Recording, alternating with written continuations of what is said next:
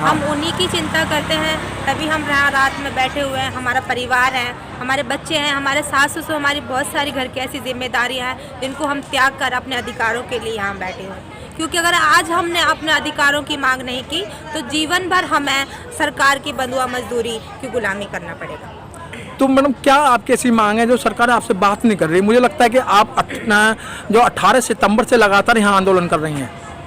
हमारी ऐसी कोई ऐसी मांग ही नहीं है जो सरकार पूरा नहीं करना चाहती कर सकती, लेकिन हम नहीं जानते कि सरकार ऐसा हमारे साथ क्यों कर रही है। हम सिर्फ अपने छोटे छोटे जरूरतों को पूरा करने के लिए नहीं आशा वर्कर में काम करते, हम भी सरकारी कर्मचारी का दर्जा मांग रहे हैं यहाँ पर। हम क्योंकि उस सरकारी कर्मचारी के बराबर काम करते हैं और 24 घंटे हर कर्मचारी का एक समय होता है, चयनित किया जाता है कि 9 से 5 का काम करेगा, लेकिन एक आशा वर्कर ही एक ऐसी मजदूर बनाई है जिसका कोई समय निर्धारित नहीं किया गया। वो जब उठती है, जब सोती है, उसको ये नहीं पता होता कि कब कहाँ से किसी गर्भवती महिला की कॉल आ जाए या किसी ऐसे मरीज की कॉल आ जाए जिसको आशा की जरूरत हो जाए, और वो बिना सोचे समझे चल देती है, जिसका पैसा सरकार ना तो समय से देती है और ना ही उसको कोई पॉइंट्स देती है, ना ही कोई सैलरी देती है।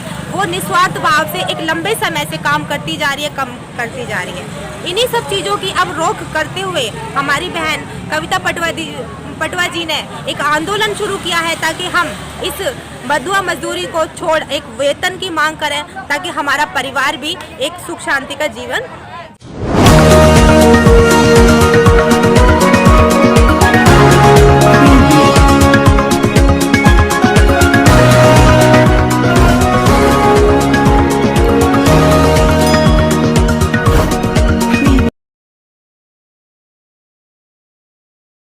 जी सके। लेकिन संगीता जी, ये तो सुप्रीम कोर्ट के ऑर्डर भी हैं, संविधान के बाद में कोई भी महिला आंदोलन नहीं कर सकती है, सार्वजनिक स्थान पर नहीं घूम सकती है, लेकिन आप दिल्ली सचिवालय के सामने यहाँ बैठी हैं। सरकार को क्या संविधान की याद नहीं आ रही है? आप संविधान का उल्लंघन कर रही हैं। ये देखिए ना, क्या सरकार को नहीं पता? सरकार को भी ये बात मालूम है कि रात के 8 बजे के बाद में अगर महिलाएं घर के बाहर बैठी हैं तो उनका कारण क्या है?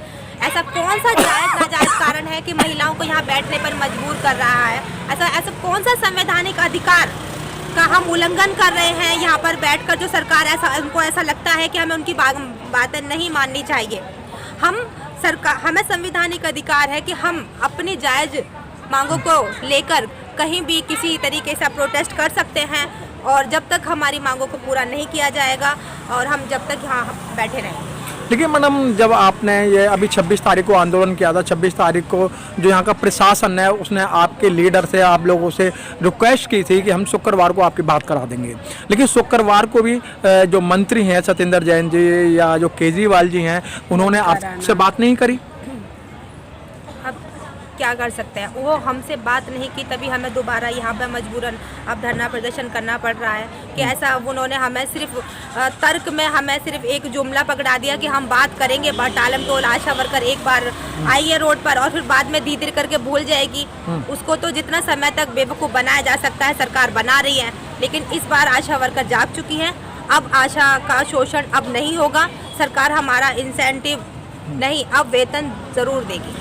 संगीता जी, ऐसा नहीं लगता है कि जिस तरीके से केजरीवाल आंदोलन कर नेता बने थे, कि ऐसे तो नहीं आपकी अभिलाषा है कि आप भी जो रात को यहाँ आंदोलन करके आप भी एक नेता बनने के इच्छुक हैं? नहीं, ऐसी कोई हमारी अभिलाषा नहीं है कि हम नेता बनने के चक्कर में यहाँ पर खड़े हो। हम एक नॉर्मल एक सामाजिक आशा वर्कर है, अपने समाज से निकली आई, और हम अकेले अपना भी, मैं सिर्फ एक आशा वर्कर, मैं सिर्फ अपनी बात करूं तो मैं सिर्फ अपने वेतन के लिए नहीं आई हूं यहाँ पर। मेरी समाज की, मेरे देश में, दिल्ली की सभी जगह की आशा वर्करें आई हैं, और यहाँ पे मैं कोई चुनावी वादे नहीं रख रही हूँ। मैं यहाँ चुनावी वादे नहीं, मैं आपको लाइट फ्री दूंगी, पानी फ्री दूंगी, मैं ये स्कूल फ्री करा दूंगी, जो कि बिल्कुल झूठ है। किसी भी तरीके का कोई चीज़ फ्री नहीं दी जा रही है, सिर्फ दिखावा था, सिर्फ हमको बेवकूफ़ बनाया गया था, और सिर्फ हमारा वोट लेने के लिए ये सब सरकार ने एक साजिश रची थी जिसके हम शिकार हुए, और उसका हर्जाना हम भोग रहे हैं। मैडम, सचिव का भी कहना यही है कि 1 साल से यहाँ किसान पड़े हुए हैं, किसानों ने क्या बिगाड़ लिया?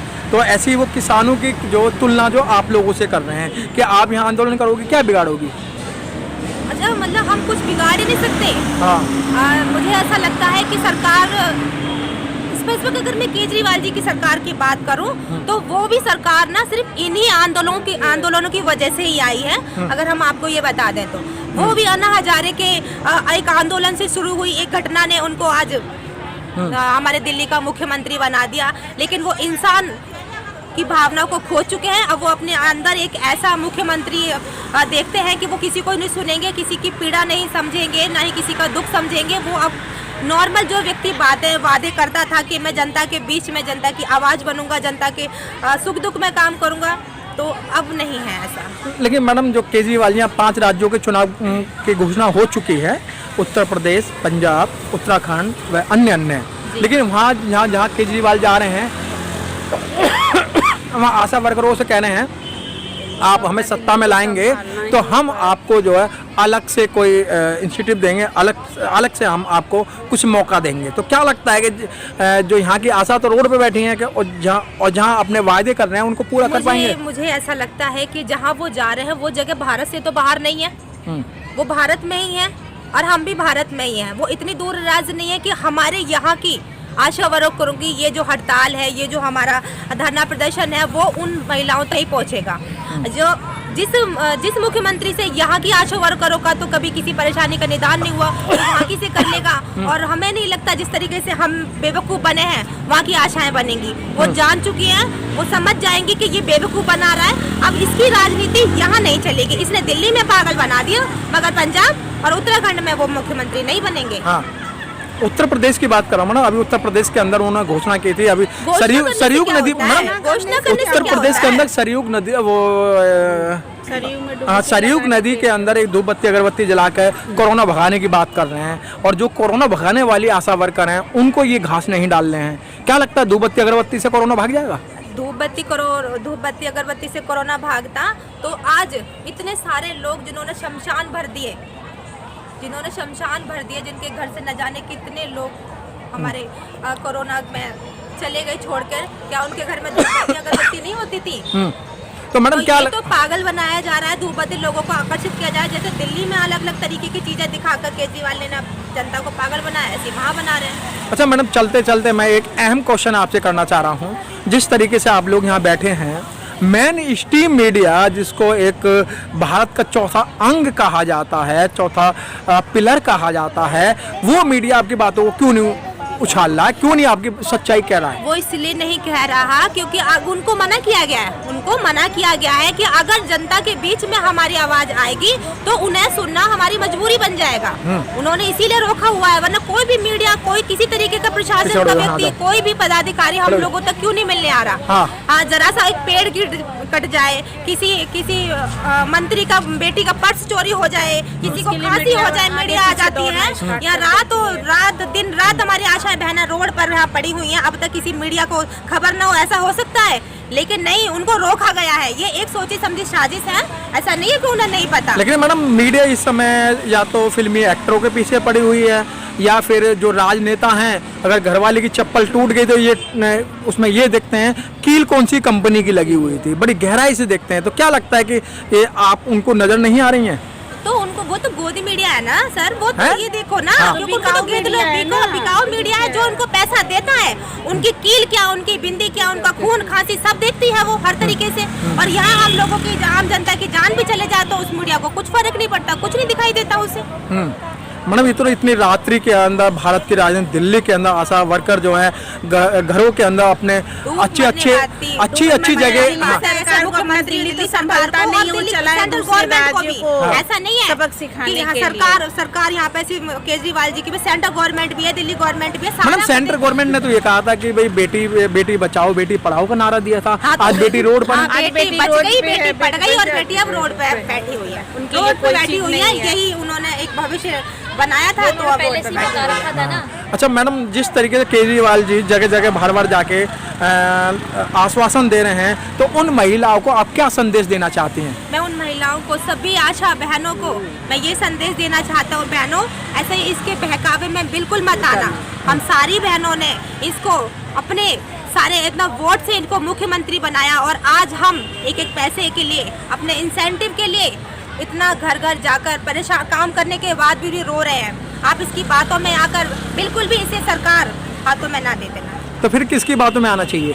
जो हमारे समाज की महिलाओं की सुरक्षा कर सके और उनके शिक्षा पे काम कर सके और उनके सही मतलब वहाँ पे जो भी बेरोजगारी उनका बेरोजगारी को दूर कर सके। हमें ऐसी सरकार बनानी चाहिए, ना कि ऐसे जो झूठे लाइट फ्री दे दूंगा, पानी फ्री दे दूंगा, ये सिर्फ दिखावे, ये फ्री के चक्कर में बिल्कुल मत आना। ये सिर्फ दिखावा है, बाद में इससे कहीं ज्यादा ये हमसे ले लेता है, जैसे कि हमारे साथ हो रहा है। इनके चक्कर में बिल्कुल मत आना। लेकिन मतलब अभी एक आंदोलन था, उसमें बताया गया कि जो SC/ST का जो पैसा था 28,000 करोड़ रुपया बिजली पानी फ्री देने में लगा दिया। मतलब क्या लगता है आपको? सब इनकी जेब में गए। ये तो सारी जनता से ही वसूल करेगा।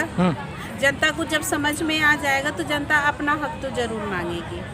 चाहे आज हम मांग रहे हैं तो जनता भी इनका हक मांगे। जैसे ही जनता इनको ऊपर सीढ़ी पे बैठाया है तो वो सीढ़ी से उतार भी सकता है। ठीक है मैडम। नेशन न्यूज़ इंडिया में आपका हार्दिक स्वागत है। आज हम दिल्ली सचिवालय पर आप देख रहे हैं सभी जगह की लाइटें जल चुकी हैं और मैं बहु इमारत दिखा रहा हूं। जो सचिवालय है, यहाँ मंत्री बैठते हैं, यहाँ सचिव बैठते हैं, IAS अधिकारी बैठते हैं, IPS बैठते हैं और यहीं से पूरी दिल्ली का जो शासन है वो यहाँ चलता है। और आज शासन के चलते हुए आज जो आशा वर्कर हैं, जो पिंक कलर का कोट पहने हुए मैं दिखा रहा हूँ, ऐसा लग रहा है किसी स्नान की बात हो, किसी मेला की बात हो कि उस मेला के अंदर जगह जगह डेरे डाल दिए जाते हैं। लेकिन ये मेला नहीं है, ना डेरे हैं। ये केजरीवाल का घेराव किया है, सचिवालय का घेराव किया है। क्यों? आशा वर्कर लगातार जो सितंबर से यहाँ स्ट्राइक पर हैं और बड़े मज़े की बात यह है, भारत की राजधानी दिल्ली के अंदर आशा वर्करों के साथ छल कपट हो रहा है।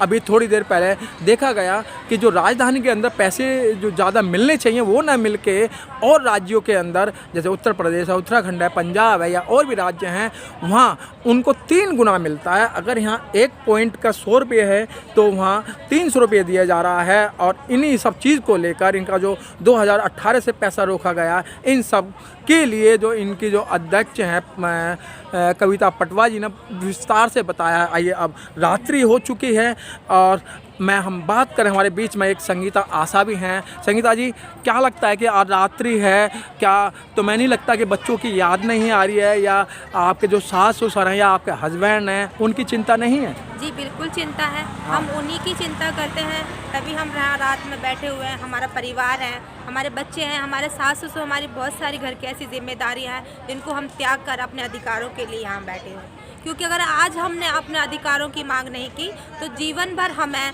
सरकार की बंधुआ मजदूरी की गुलामी करना पड़ेगा।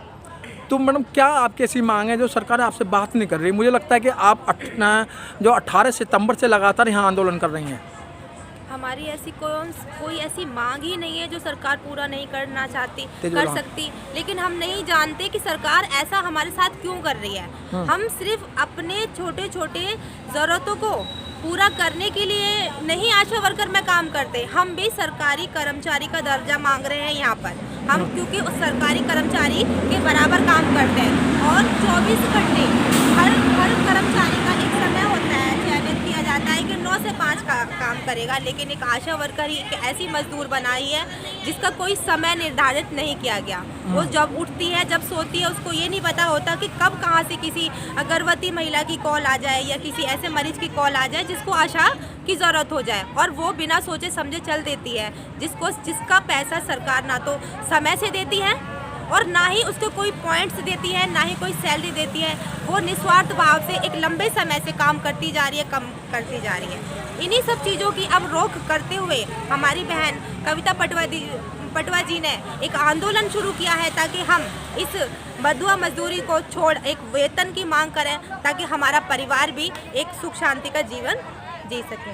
लेकिन संगीता जी, ये तो सुप्रीम कोर्ट के ऑर्डर भी हैं, संविधान के अंदर भी लिखा है रात्रि 8 बजे के बाद में कोई भी महिला आंदोलन नहीं कर सकती है, सार्वजनिक स्थान पर नहीं घूम सकती है। लेकिन आप दिल्ली सचिवालय के सामने यहाँ बैठी हैं। सरकार को क्या संविधान की याद नहीं आ रही है? आप संविधान का उल्लंघन कर रही हैं। ये देखिए ना, क्या सरकार को नहीं पता? सरकार को भी ये बात मालूम है कि रात के 8 बजे के बाद में अगर महिलाएं घर के बाहर बैठी हैं तो उनका कारण क्या है। ऐसा कौन सा जायज़ नाजायज़ कारण है कि महिलाओं को यहाँ बैठने पर मजबूर कर रहा है? ऐसा कौन सा संवैधानिक अधिकार का हम उल्लंघन कर रहे हैं यहाँ पर बैठकर, जो सरकार उनको ऐसा लगता है कि हमें उनकी बातें नहीं माननी चाहिए?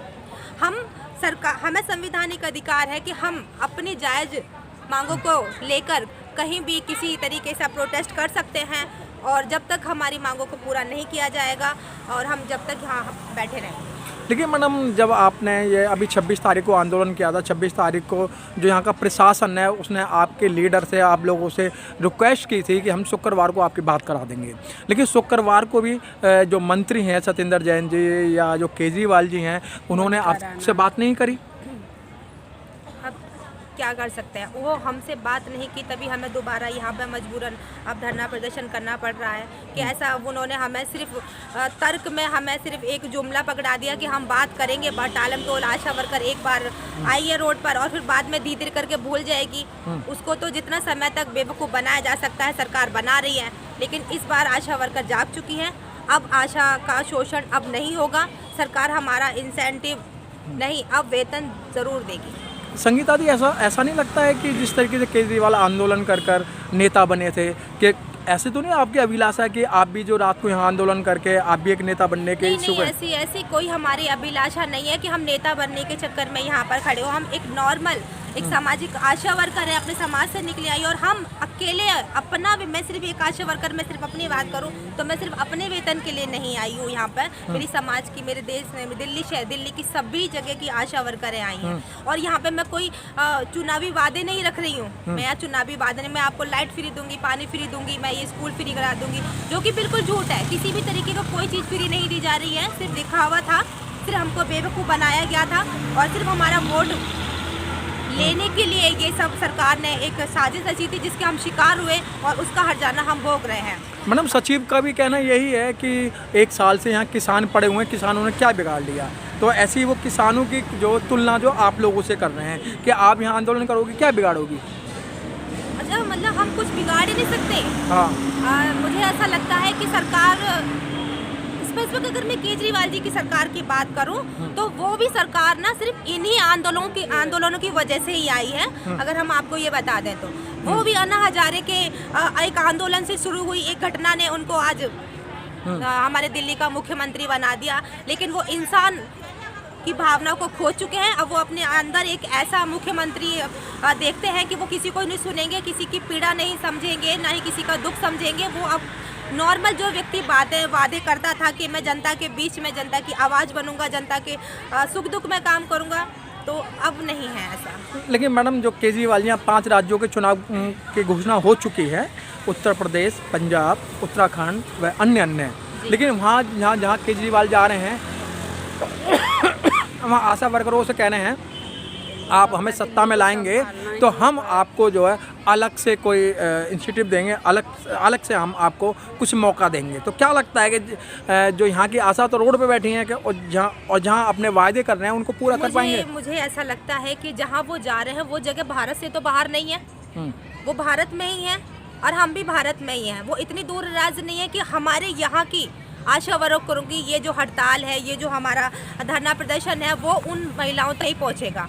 जो जिस मुख्यमंत्री से यहाँ की आशा वर्करों का तो कभी किसी परेशानी का निदान नहीं हुआ, वो वहाँ की से कर लेगा। और हमें नहीं लगता जिस तरीके से हम बेवकूफ़ बने हैं वहाँ की आशाएं बनेंगी। वो जान चुकी हैं, वो समझ जाएंगी कि ये बेवकूफ़ बना रहा है। अब इसकी राजनीति यहाँ नहीं चलेगी। इसने दिल्ली में पागल बना दिया, मगर पंजाब और उत्तराखंड में वो मुख्यमंत्री नहीं बनेंगे। हाँ, उत्तर प्रदेश की बात कर रहा हूँ ना, अभी उत्तर प्रदेश के अंदर उन्होंने घोषणा की थी, अभी सरयूग नदी, उत्तर प्रदेश के अंदर सरयूग नदी, वो सरयूग नदी के अंदर एक धूप बत्ती अगरबत्ती जला कर कोरोना भगाने की बात कर रहे हैं, और जो कोरोना भगाने वाली आशा वर्कर हैं उनको ये घास नहीं डाल रहे हैं। क्या लगता है धूप बत्ती अगरबत्ती से कोरोना भाग जाएगा? धूप बत्ती अगरबत्ती से कोरोना भागता तो आज इतने सारे लोग जिन्होंने शमशान भर दिए, जिनके घर से न जाने कितने लोग हमारे कोरोना में चले गए छोड़कर, क्या उनके घर में धूप बत्ती अगरबत्ती नहीं होती थी? तो मैडम क्या तो पागल बनाया जा रहा है, धूप बत्ती लोगों को आकर्षित किया जाए। जैसे दिल्ली में अलग अलग तरीके की चीज़ें दिखाकर केजरीवाल ने जनता को पागल बनाया, ऐसे वहाँ बना रहे हैं। अच्छा मैडम, चलते चलते मैं एक अहम क्वेश्चन आपसे करना चाह रहा हूँ।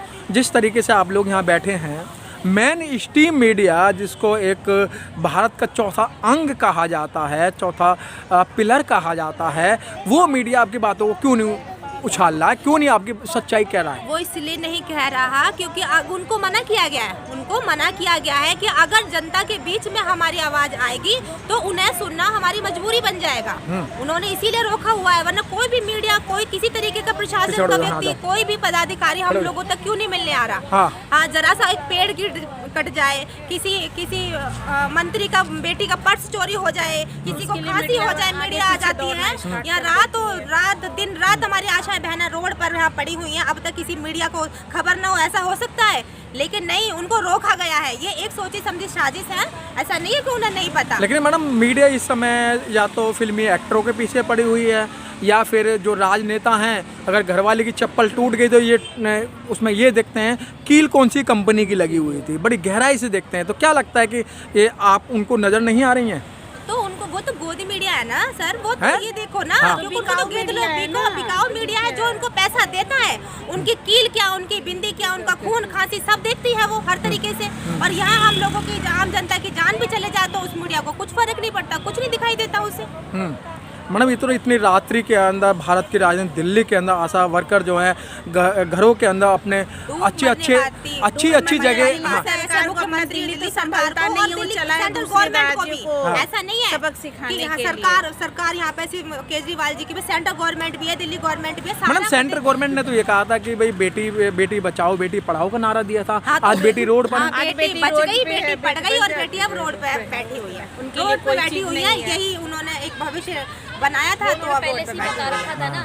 अच्छा मैडम, जिस तरीके से केजरीवाल जी जगह जगह बार जाके आश्वासन दे रहे हैं, तो उन महिलाओं को आप क्या संदेश देना चाहती हैं? मैं उन महिलाओं को, सभी आशा बहनों को मैं ये संदेश देना चाहता हूँ, बहनों ऐसे इसके बहकावे में बिल्कुल मत आना। हम सारी बहनों ने इसको अपने सारे इतना वोट से इनको मुख्यमंत्री बनाया, और आज हम एक पैसे के लिए, अपने इंसेंटिव के लिए इतना घर घर जाकर परेशान काम करने के बाद भी रो रहे हैं। आप इसकी बातों में आकर बिल्कुल भी इसे सरकार हाथों में ना दे देना। तो फिर किसकी बातों में आना चाहिए? जो हमारे समाज की महिलाओं की सुरक्षा कर सके और उनके शिक्षा पे काम कर सके, और उनके सही मतलब वहाँ पे जो भी बेरोजगारी, उनका बेरोजगारी को दूर कर सके। हमें ऐसी सरकार बनानी चाहिए, ना कि ऐसे जो झूठे लाइट फ्री दे दूंगा, पानी फ्री दे दूंगा, ये सिर्फ दिखावे, ये फ्री के चक्कर में बिल्कुल मत आना। ये सिर्फ दिखावा है, बाद में इससे कहीं ज्यादा ये हमसे ले लेता है, जैसे कि हमारे साथ हो रहा है। इनके चक्कर में बिल्कुल मत आना। लेकिन मैंने अभी एक आंदोलन था, उसमें बताया गया कि जो SC/ST का जो पैसा था 28,000 करोड़ रुपया बिजली पानी फ्री देने में लगा दिया। मतलब क्या लगता है आपको? सब इनकी जेब में गया। ये तो सारी जनता से ही वसूल करेगा। जनता को जब समझ में आ जाएगा तो जनता अपना हक तो जरूर मांगेगी। चाहे आज हम मांग रहे हैं तो जनता भी इनका हक मांगे। जैसे ही जनता इनको ऊपर सीढ़ी पे बैठाया है तो वो सीढ़ी से उतार भी सकता है। ठीक है मैडम।